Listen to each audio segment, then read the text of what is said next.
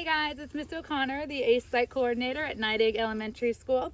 We are continuing our reading of Charlotte's Web by E.B. White, and we are on Chapter 7, Bad News. Wilbur liked Charlotte better and better each day. Her campaign against insects seemed sensible and useful.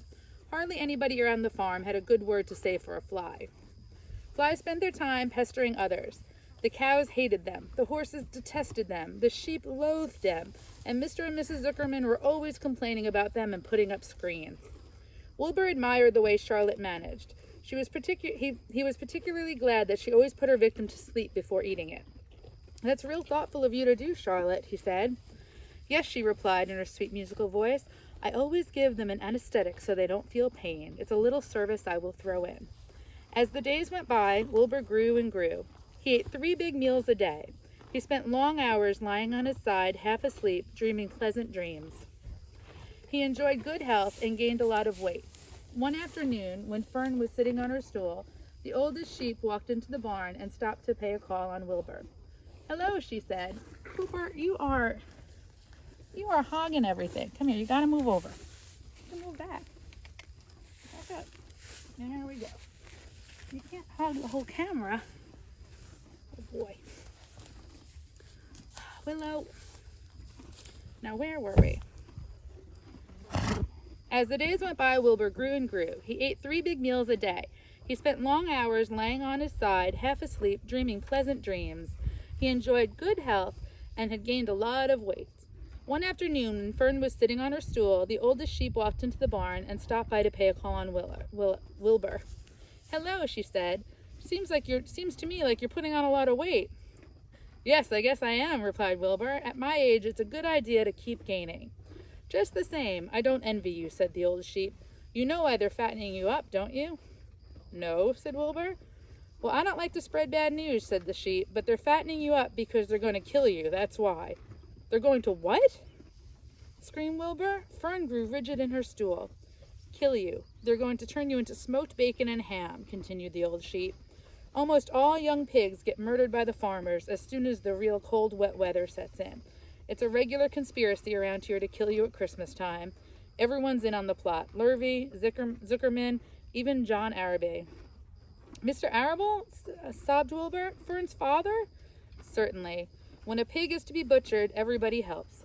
I'm the old sheep, and I see the same thing, same old business, year after year. Arable arrives with his .22, shoots the—" "Stop!" screamed Wilbur. "I don't want to die. Save me, somebody, save me." Fern was just about to jump when a quiet voice was heard.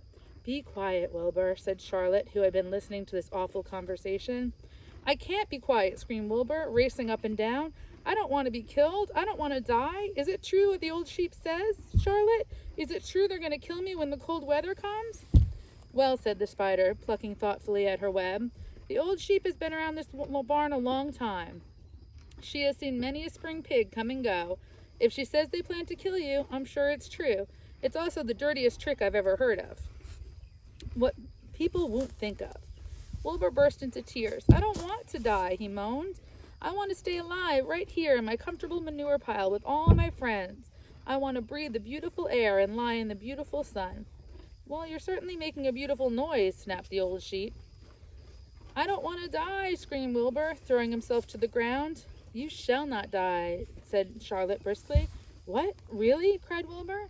"Who's going to save me?" "I am," said Charlotte. "How?" asked Wilbur. "That remains to be seen. But I am going to save you, and I want you to go quiet down immediately. You're carrying on in a childish way. Stop your crying. I can't stand hysterics." All right, that was a short chapter, so we'll read one more. This is Chapter 8, A Talk at Home. On Sunday morning, Mr. and Mrs. Arable and Fern were sitting at breakfast in the kitchen. Avery had finished and was upstairs looking for his slingshot. "Did you know that Uncle Homer's goslings had hatched?" "Oh, how many?" asked Mr. Arable. "7," replied Fern. "There were 8 eggs, but 1 egg didn't hatch, and the goose told Templeton she didn't want it anymore, so he took it away." "Told Templeton she didn't want the egg anymore," repeated Fern. "Oh, the goose did what?" asked Mr. Arable, gazing at her daughter with a queer, worried look. "Told Templeton she didn't want the egg anymore," repeated Fern. "Who is Templeton?" Mr. Arable asked. "He's the rat," replied Fern. "None of us like him very much." None of us? Who is us? Mr. Arable asked. Oh, everybody in the barn cellar. Wilbur, the sheep, the lambs, the goose, the gander, the goslings, Charlotte, and me.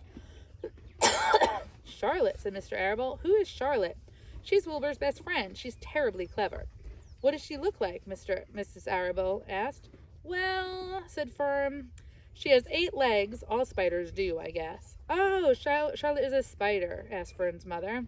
Fern nodded. A big gray one. She has a web across the top of Wilbur's doorway. She catches flies and sucks their blood. Wilbur adores her. Does he really? Said Mrs. Arable, rather vaguely. She was staring at Fern with a worried expression on her face. Oh, yes, Wilbur adores Charlotte, said Fern. Do you know what Charlotte said and when the goslings hatched? I haven't the faintest idea, said Mr. Arable. Tell us. Well, when the first gosling stuck his head out from under the goose, I was sitting on my stool in the corner and Charlotte was on her web. She made a speech. She said, I am sure that every one of us here in the barn cellar will be gratified to learn that after 4 weeks of unremitting effort and patience on the part of the goose, she now has something to show for it. Do you think that was a pleasant thing for her to say? Yes, I do, says Mrs. Arable. And now, Fern, it's time to get ready for Sunday school. And tell Avery to get ready. And this afternoon you can call me about what goes on in Uncle Homer's barn. Aren't you spending quite a lot of time there? You go there almost every afternoon, don't you?